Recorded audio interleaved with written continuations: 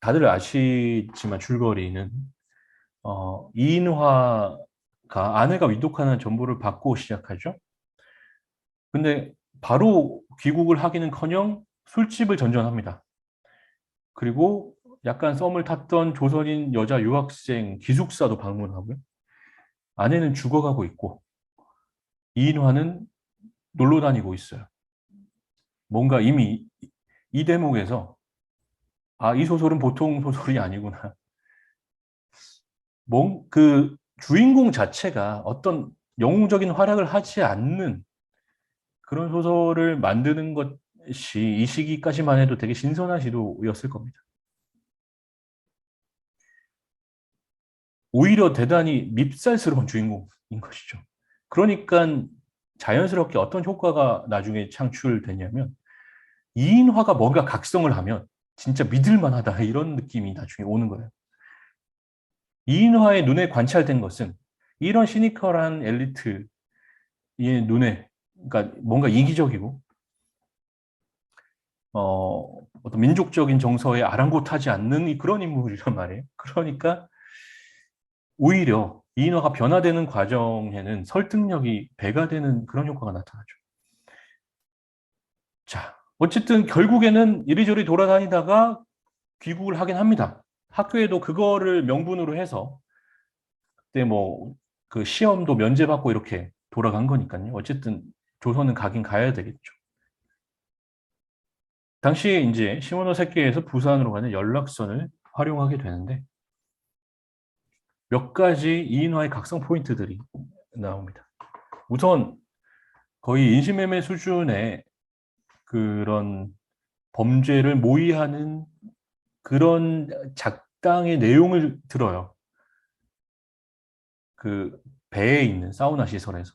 욕탕에 같이 들어가 있으니까 누가 조선인이고 이런 걸 모르죠. 그래서 일본은 할 줄 아니까 일본어로 서로 이야기하는 말을 듣는 거예요. 그럼 그때 이야기하면서 요보는 여보세요에서 나온 멸칭인데요. 일본인이 조선인을 부를 때 요보들이 대만의 그 원주민보다는 조금 나은 정도의 수준이지 이런저렇게 저런 말로 구슬리면은 다 딸려오게 돼 있다. 약간 이 당근을 내어준 다음에 그 다음 어, 아주 극악한 조건의 노동 현장에 투입시켜가지고 거의 짐승처럼 부려먹는 그런 일종의 인신매매인 거죠. 그걸 보면서 기가 막혀 입술을 악문다라는 어떤 장면이 나오는데 민족 현실을 자각하게 되는 일단 계기가 하나 마련됐었고요. 배에서 모욕을 하는데 그 이후에 이제 배가 출발하기 전에 형사가 가방 검사를 해요. 그래가지고 아까도 언급했던 막 그 원고 뭉치 같은 것도 압수를 그때 아마 했었나 아니면 원고 뭉치를 돌려줘서나 이게 명확하게 기억이 잘 안 나는데 그렇게 이거는 사실 일종의 일방적인 폭력이잖아요. 그냥 쫓아와서 가방 그냥 내놓으라 해가지고 다 검사한 다음에 돌려주는데 배가 떠나고 나서 묵묵히 이제 바다를 바라보면서 눈물을 뚝뚝 흘려요. 외투포개에다 두 손을 찌르고 어느 때까지 우두커니 섰는 내 눈에는 어느덧 뜨끈뜨끈한 눈물이 비어져 나와서 상기가 된 좌우뺨으로 흘러내렸다. 찬바람에 산뜩산뜩 스며들어가는 것을 나는 씻으려고도 아니하고 여전히 섰었다. 이 비참한 꼴을 내가 왜 당해야 되는 건가? 기가 막힌 노릇이었겠죠? 이인화의 입장에서는. 그런 식의 어떤 대우에 대한 내성도 별로 없었을 거니까요. 자, 근데 아까 장면 1에서 조선인 노동자, 일본에 들어가 있는 조선인 노동자의 열악한 환경이나 어떤 대우는 이 사건에 의해서 크게 터진 적이 한 번 있었어요. 이게 공론화된 적이 있었어요. 동아일보 22년 8월 1일자 3면에 일본에서 조선인 대학살이라는 자극적인 헤드라인으로 실렸는데 보아라 저 잔인 악독한 참극을 그러니까 노동자들이 대거 일본에서 죽어나간 사건이 발생합니다. 이게 숫자 단위가 상당히 높았고요. 동아일보에서 먼저 특종을 터뜨렸고 당시 동명의 기자로 있던 염상섭이 이거에 대한 그 기사를 직접 동명에 게재하기도 했어요. 이출 노동자에 대한 응급책이라는 제목으로 이게 이제 염상섭이 기자로서 쓴 기사입니다. 지금 이런 사건까지 우리가 마주하게 된 이 현실을 우리가 앞으로 어떻게 타개해 나가야 할 것인가? 여기에 대한 문제의식이 가득했던 것이죠.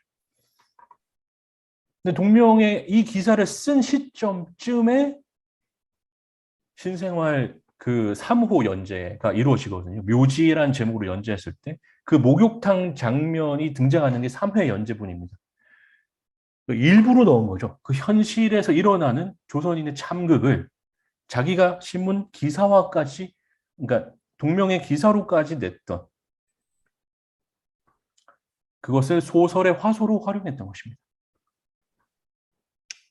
이것은 다른 자료인데요. 강제징용 노동자들 사진이고, 최근에 강제징용과 관련해서 큰 이슈가 있었던 것은, 이것도 이미 최근은 아니죠. 몇 년 전이지만 그것 때문에 또 한 번 여러 가지 뭐 청구권 협정도 다시 뉴스 보도에서 계속 소환되기도 하고 했던 그 계기가 영화 군함도의 개봉이었던 것 같습니다.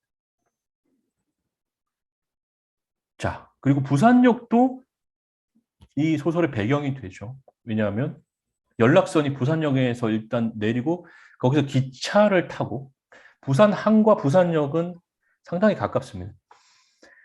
그래서 부산역에서 기차를 타고 이제 올라가는 거죠. 가다가 이제 형님 집에도 들르고 이제 그 노선을 따라서 계속 소설이 전개되는데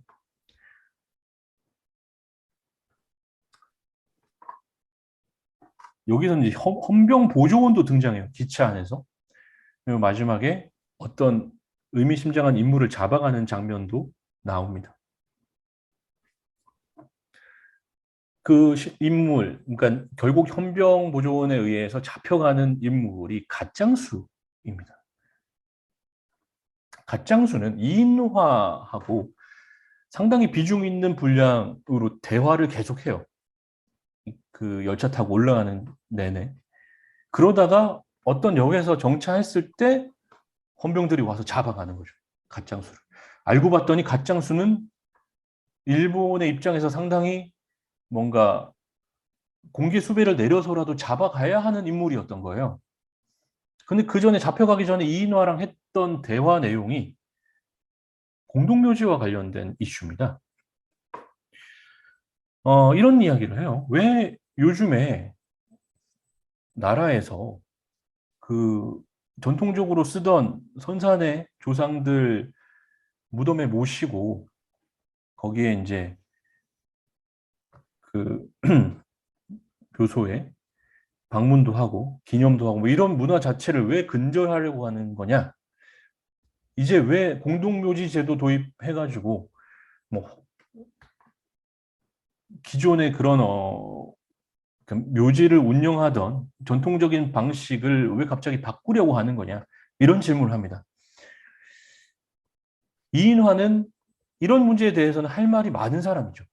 왜냐하면 배운 사람이니까 자기 나름대로 에리트 의식이 있으니까 학교에서 배운 어떤 근대인의 논리로서 충실히 대답을 해줍니다.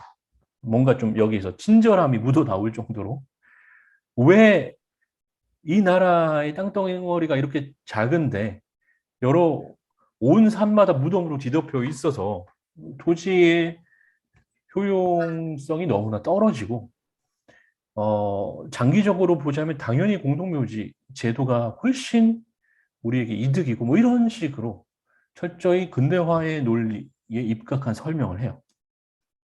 근데 갓장수는 전혀 설득되지 않아요.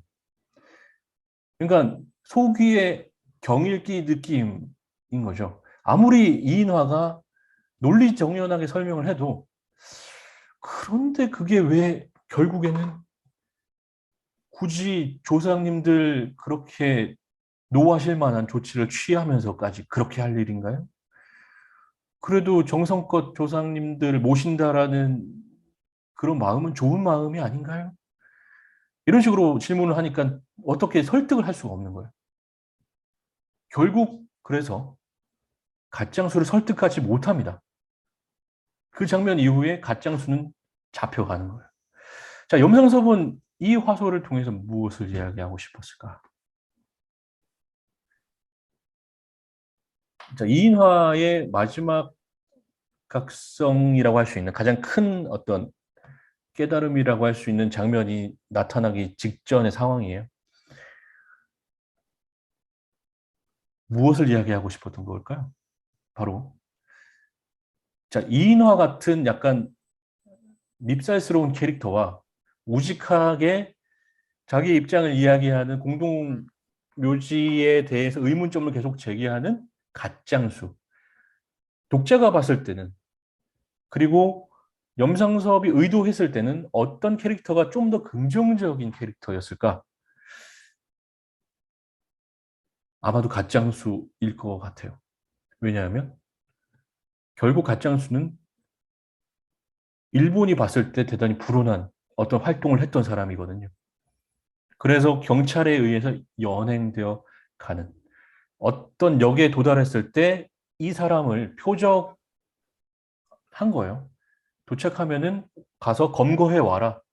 일종의 공개 수배를 내렸던 사람이에요. 그러니까 조선인 독자가 봤을 때는 일본의 저항 운동을 했던 사람에 가까운 그런 포지션이니까 그의 이야기에 좀 더 귀 기울일 수 있는 여지가 더 큰 거예요. 아무리 주인공이지만 이인화의 설명이 뭔가 합리적인 것 같이 보이지만 이인화는 시종 뭔가 그런 활약을 한 적이 없는 인물이에요. 오히려 자기만 알고 민족적인 현실에 대해서 뭔가 깨달아 가기는 하고 있지만 그렇다고 이 소설의 결론을 아시는 분들이 대부분이겠지만 이인화가 뭔가 어떤 새로운 실천을 하거나 그런 건 아니잖아요.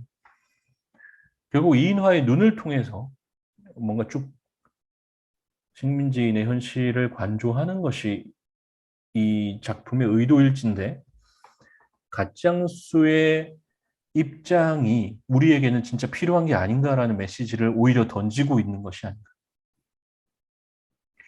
자, 이인화의 진짜 각성은 여기서 이제 일어나는데요. 또 열차가 가는데 겨울이잖아요, 배경이. 어느 역에 또 정차를 합니다. 그런데 포승줄에 묶여서 줄줄이 어디론가 또 연행되고 있는 일군의 사람들, 조선인들이 보여요. 창 밖으로. 얼마나 추운 날입니까? 그런데 그 포박이 당해서 어디론가 끌려가고 있는 사람 중에는 임산부도 심지어 있었어요. 이게 뭐지? 도대체 조선인들이 뭘 얼마나 어떻게 잘못했길래 이렇게까지 마구마구 날뛰는가? 그리고 조선인들은 왜 다들 이렇게 죽어가고 있는가? 그러면서 거의 비분간계하듯이 토로합니다. 근데 이거는 말로 하진 않아요. 이것도 생각이죠, 생각. 여기 보면 속으로 생각한 거예요. 하지만 외칩니다. 공동묘지다. 구대기가 우글우글하는 공동묘지다. 라고 속으로 생각하였다. 이 방아부터 어불없는 공동묘지다. 이건 기차안이 되겠죠. 공동묘지에 있으니까 공동묘지에 들어가기 싫어하는 것이다. 구대기가 득식을 하는 무덤 속이다. 모두가 구대기다. 너도 구대기, 나도 구대기다. 자, 왜 이 소설의 제목이 애초에 묘지였는지 이 대목이 잘 드러낸다라고 생각합니다. 조선을 일종의 묘지로 본 거예요. 조선 사람들은 다 죽어가고 있다. 다 썩어가고 있다. 그리고 그 중에 썩어가는 그 모습을 대표하는 상징이 구덕이잖아요. 구덕이 중에는 나도 있다. 이런 자괴감 혹은 현실 인식 같은 것들이 여기에서 폭발합니다.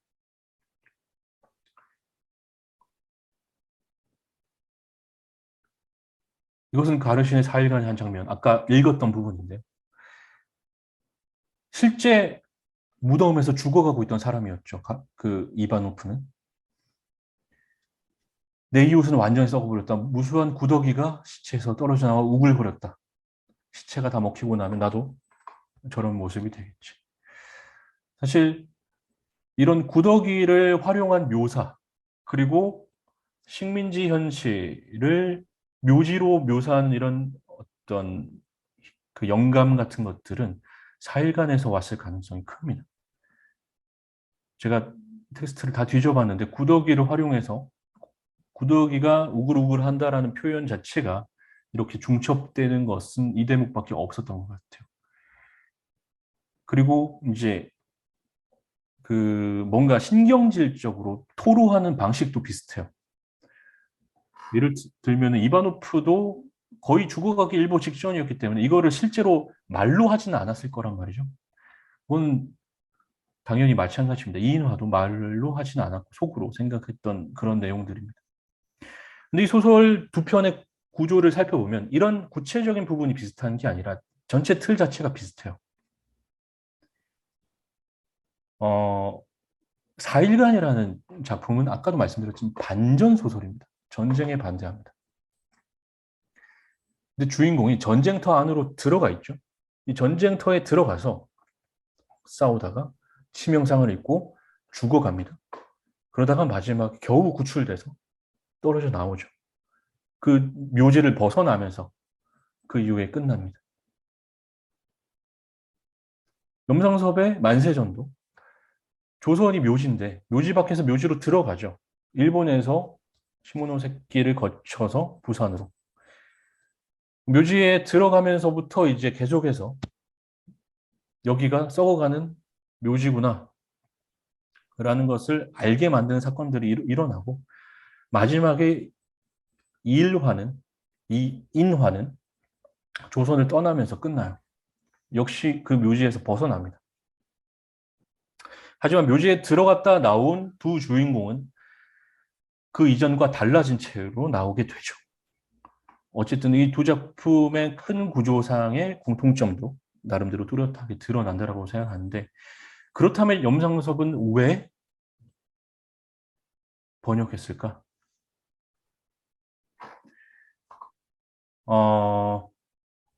이걸로 넘어가기 전에 여기서 설명을 마무리하는 게 좋을 것 같아요. 염상섭이 결국 사일간을 번역한 것과 만세전을 창작한 것은 같은 시점이었죠.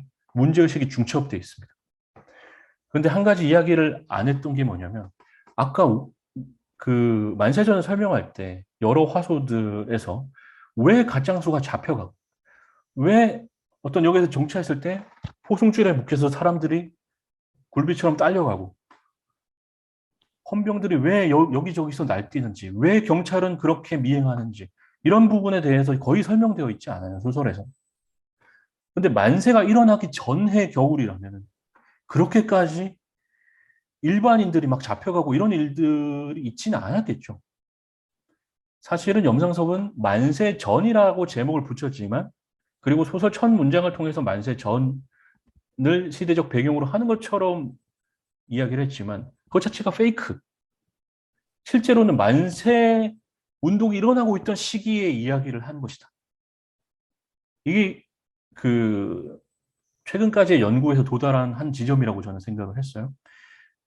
만세 전을 이야기하는 것 자체가 검열을 회피하는 어떤 그런 우회 전략이고 사실은 만세 운동 시기에 대해서 이야기하고 싶었다라는 거죠. 자, 실제로 3.1 운동 기간에 수많은 시체들이 발생했어요. 7,800명 이상이 공식적으로 사망자로 집계되어 있습니다. 사실은 더 많이 죽었겠죠. 이름 없는 시체들도 얼마나 많이 있었겠습니까? 어쨌든 평화 만세 시위를 무력으로 진압하는 과정에서 수많은 피가 흘렀어요. 실제로 전쟁터와 같은 시기가 3.1 운동 시기의 식민지 조선이었습니다. 만세전의 창작 의도 그리고 4일간의 번역 의도는 하나로 귀결돼요. 식민지 조선이라는 죽음의 공동체를 문학 작품을 통해서 재현하고 싶은 의도가 중첩되는 거죠. 왜 반전 소설을 번역했겠어요? 식민지라는 공간 자체가 언제든지 한쪽이 한쪽을 학살할 수 있는 전쟁터와 다름없는 공간이다. 라는 것을 만세전을 통해서 이야기하고 있는데 이것은 3.1 운동이라는 체험이 직접적으로 반영된 결과잖아요. 이 식민지 조선이라는 공간은 반전 소설이 오히려 필요한 공간이다. 실제로 사람들이 죽어나가고 공동묘지 제도가 도입된 배경도 사실 3.1운동 때 너무 많은 이름 없는 시체들이 발생하니까 한 번에 처리하기 위한 어떤 그런 움직임 속에서 도입됐다라고 저는 들은 바가 있습니다. 그러니까 이런 묘지를 가지고 공동묘지를 가지고 가짱수와 대화를 하는 거나 그리고 이런 공동묘지를 동원해서 조선의 현실을 묘사하는 모든 것들이 다 연결되어 있는 거죠. 조선을 묘지로 바라보는 염상섭의 시각. 왜 묘지인가? 전쟁터에서 시체들이 그렇게 죽어서 다 온 땅에 질비한 그 광경 자체가 묘지랑 다름없잖아요. 자, 검열을 의식한 염상섭, 그리고 번역에 의해서 영향을 받은 염상섭. 이 모든 것들이 염상섭의 창작 속에서는 잘 묻어나오고 있습니다. 이런 것들이 그 어우러진 역학을 고민하면서 작품을 우리가 해석할 수 있어야 되겠고, 이런 것들을 고민하면서 작가들의 번역 활동을 또 이해해야 되겠죠. 염상섭이라는 주체는 단일하기 때문에 염상섭의 번역 체험과 창작의 체험은 다 연동되어 있을 수밖에 없고, 기본적인 상수로서 작용하는 검열에 대한 어떤 대처 방식도 상통되어 있을 수밖에 없다는 거죠. 예. 이렇게 해서 제 강의를 한번 마무리를 해보겠습니다. 그리고 질의응답 시간을 통해서 좀 더 못다한 이야기들을 하면 어떨까 싶습니다. 감사합니다.